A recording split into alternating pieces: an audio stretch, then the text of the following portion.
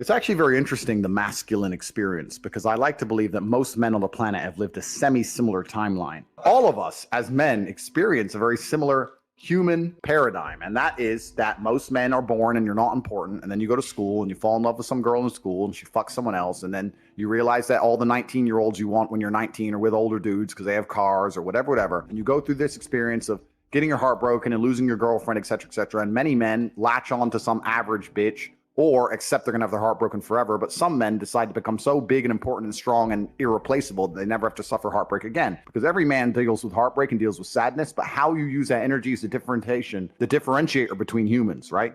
You are feeling the same pain that many men have felt. Every man out there has had his heart broken and understands how difficult it is as a man. But the difference between me and you, and perhaps some of the other men out there, is that certain men take that anguish and take that sadness and understand that energy cannot be destroyed. It can only be converted and use it to build themselves into a man of absolute standing and power, as opposed to sitting around jerking off like you just told me you do. You are a waste. You are wasting your energy. Heartbreak is unlimited motivation. If I was heartbroken, it's been a very long time, but if I was heartbroken, I'd be in the gym every morning. I'd be a beast. I'd be running. I'd be working. I couldn't sleep. I'd be an absolute animal, and you're heartbroken, and what are you doing? Jerking off like a fucking dumbass. The difference is, as a man, you must build yourself into a man of credibility, which means to build yourself into a man of standing, we all start in a fairly similar position. I became me through tedious, arduous, difficult, never-ending work. You are wasting your time. You know why God made your girl leave you? Because he wanted to show you that you ain't shit. He wanted to show you that you are human and you're fallible and that you're very replaceable. So he decided to make you fall in love with a girl, and he decided to make her leave you to show you that you are a dickhead. Now it is your job to look at the board, understand what's happened, say, I understand, God, I deserve that. I'm glad she left me and I'm sad because I am a dickhead, and do something about it. Because if you refuse, if you ignore God's message, next time you fall in love with a bitch, guess what he's going to do? He's going to make her leave you to remind you once again that you are a dickhead. Every single man out here, if you're upset that your girl's leaving you, God is reminding you that you aren't worth shit. You need to get up and work so hard that even in the eyes of God, he is proud of you. God loves his creations, which show him their true potential and beauty. By getting up and trying your absolute best and becoming a man of moral standing, he will reward you and bless you. If you continue to be a dickhead, God will remind you you're a dickhead. So God just broke your heart on purpose to show you that the way you're living your life and the man you are simply are not good enough. What have you changed since? Nothing. Fucking nothing. You think God's going to forgive you for no reason? You think God's going to go, it's fine. He hasn't learned his lesson. He hasn't changed. He isn't even trying very hard. He's not up early in the gym. He ain't doing nothing. It's fine. Let's just let him fall in love and let's make sure the girl doesn't fuck someone else on OnlyFans this time. No, sir! This is going to repeat endlessly. It's a cycle that will not fucking change until you take the message from God and become the man you're supposed to be. You must stop being a dickhead. You deserve what's happened to you. You deserve how you feel. All of it. When I was 20, me and my girlfriend broke up. I was with her for 4 years. I couldn't sleep. And this is before social media. You couldn't just chase a bitch. That was it. She's gone now. She moved. I didn't know where she lived. That was it. And I couldn't sleep. Now, it wasn't like I was crying my eyes out, but I was just, where's my hoe at? I couldn't sleep. Need something else to do. So I thought, fuck, I'll hit the gym at 6 a.m., hit the gym at 3 p.m., the gym at 8 p.m. I had nothing else to do but fight. So I took all that trauma, all that heartbreak, and I molded it into becoming a world level combatant, right? What did we talk earlier about how trauma can mold you, how trauma can be a fantastic thing? Heartbreak, depression, sadness, these are all fantastic motivators. I'm telling you why they're a fantastic motivator. You go to a guy who's heartbroken, he has all the motivation in the world to send 300 text messages. He has the motivation, he's putting it in the wrong place. That's 300 cold emails you could be sending to someone to pitch a business. That's a lot of money you could have made. Yeah. I'll tell you right now, some of the greatest accomplishments in my life have come after a heartbreak. Absolutely. Yeah. It's that fuck, I call it fuck you energy. Take that and you're like, because some guys will get butthurt about that and they'll sit there and they'll wallow in self-pity. I've always thought the correct application of that energy is, okay, prove that she made a shitty mistake. Mm-hmm. Go out and become a fucking millionaire. Go out and become a kickboxer. Go out and become a porn star, whatever. And then she's going to look around when she's 50 pounds heavier in a year's time. You're like, motherfucker, I left him. I let him go. Yeah. You can, and internally, be happy. My ego could be like, yeah, I got you. Life's going to hurt you, and how you use that pain is completely and utterly up to you. You can use that pain to galvanize yourself as a man. become a better man you've ever been. I'm not saying that I'm only successful because of some chick. I'm saying that every single time that I was heartbroken, I never wasted a second. I was never wallowed. Especially as a young man. We talked about this on the show. You're going to get your heart broken as a young man. I've had it happen to me. Yeah. We've all had it happen to us. And it's not even about anger towards the girl. Me and Tristan talked about this on the podcast that we did together, Gentleman Game. It's 7 years later, because as a man, you're going to get your value later.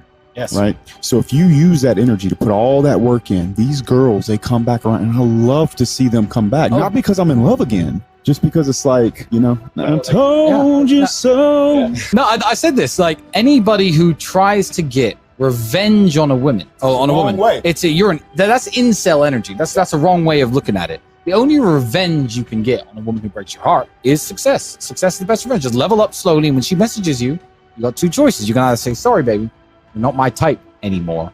Boom, you win. So that's the answer to the question. Put a plan together for the heartbreak if it comes, and make sure that plan is constructive. Everything we've been saying on this podcast is true. Trauma's going to come, pain's going to come, and you have to use it in a constructive way. Still to this day, that's all I would ever do. If something bad happened to me and I got really upset, I would find the most constructive possible outlet. And that's a conscious decision.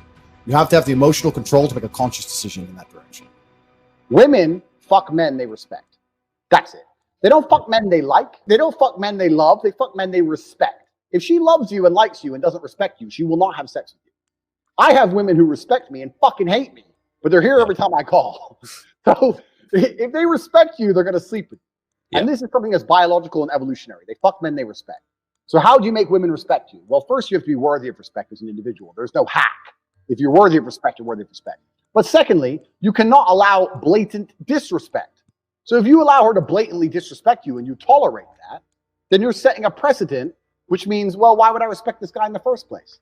Yep. I say this to guys all the time. I've had loads of guys who come to me for like coaching and stuff, and they say, you know, my woman doesn't respect me, da-da-da-da-da. And I say, look, it's much harder to fix something that's broken than just never let it go wrong in the first place. Right. From the second you got together, you should have been a man, and you haven't got to be an asshole. You haven't got to be aggressive. I'll sit with a girl and very politely say, look, if we're going to be in a relationship, if I'm going to take you seriously, you're not going to have male friends. If you want to hang around with a whole bunch of men, then I'm not going to take you seriously. What do you mean you won't take me seriously? I mean, we can fuck, but I'm never going to look at you as serious material. So the idea, the decision is on you. If you want to be serious, you're not going to talk to those guys. You want to talk to those guys, I'll fuck you sometimes. You decide. And I lay it on them. Now, if they choose to keep all their male friends, then that means she's chosen these friendships over me, which means sooner or later she was going to cheat anyway. Like, how long until she jumps on a new dick anyway? So why would I even be upset about it? But most men are too scared to just put the ultimatum down. And you haven't got to put the ultimatum down in some scary, big, brash way. Just be clear. Look, any woman I'm with who I take seriously doesn't hang around with other men. So it's your choice. And this is the point. But most men don't say anything. They let it slide, and they let it get completely broken. And they come to me and say, well, how do I fix it? It's like, well, you have to make it not let it get broken in the first place. You need to understand your boundaries and expectations as a man, and you have to set them, and you have to make sure she complies and sticks to them. And if she doesn't, you're going to have to find somebody else. If you're stuck with one option, the one chick you met, you know, then she might be a dickhead. Some women are just dickheads. The key is this as a man. This is the bottom line. Most men are not prepared to walk away. And if you're not prepared to walk away, you don't have any weapons. Exactly. If she knows no matter what, you won't leave, then what weapons do you have? Anything you say, shouting, screaming, yelling, going out away for a few days, whatever. She knows you're going to come back. You have no weapons. The second, imagine a girl came to you and she said, no matter what you do, no matter how many times you cheat, no matter what, I will never leave. Right. Think of all the shit you do. I know I do. Yeah. So this is the point. So as a man, if you're never prepared to walk away, you're never going to be respected. Respect and the woman thinking, you know what, he might just leave, are linked. They have to be there. So you have to mean what you say. You have to let her know, look, there's some things I won't tolerate. And if you fuck with me, I'm going to walk away. And if you walk away and she doesn't chase you, then she's gone. At least you saved yourself a fucking nasty divorce and getting cheated on and all that shit. Just end it then and there and save yourself a bunch of time. But men are too afraid to pull the plug on it because they get addicted to the pussy and they don't believe they can get any more pussy and they get all messed up. You have to be prepared to walk away as a man. So you have to look at any relationship you're in and say, okay, I'm a nice guy. I love her. She loves me, but I have boundaries. And if she fucks with them, I'm going to have to walk away. And that's the truth. Otherwise, you're never going to be respected. I've been head over heels in love with women and left them and never got them back. And they never knew. Yep. That's life. That's how it That's it. goes. I've been head over heels in love with women. I didn't want to lose them, and they weren't listening, so I walked away, and they didn't chase me, and I lost them. But that's it. My honor's intact, my pride's intact, and now I don't give a fuck anymore because time's a healer. That's life. So Exactly. it's better than staying in a relationship which I'm not happy in because she starts acting like a fucking fool. And it's kind of like, I use chess analogies a lot, but it's kind of like chess. If you're playing a game of chess and you're in a losing position, and the only hope you have of winning is a big sacrifice, you give up your queen, and you don't know if it's going to work or not, but it's the only hope. You're better off making the sacrifice even if you lose, because if you don't, you're just going to slowly get ground down and definitely lose in the end. Right. Like, do you love that pussy so much you'd rather delay the breakup by 7 months and lose without any pride or honor? Yeah. And leave without any pride or honor while she cheats on you? Isn't it better just to say right hand in the air, you're not talking to that guy anymore? The end is coming. If she chooses to talk to that dude over you, the end is certain.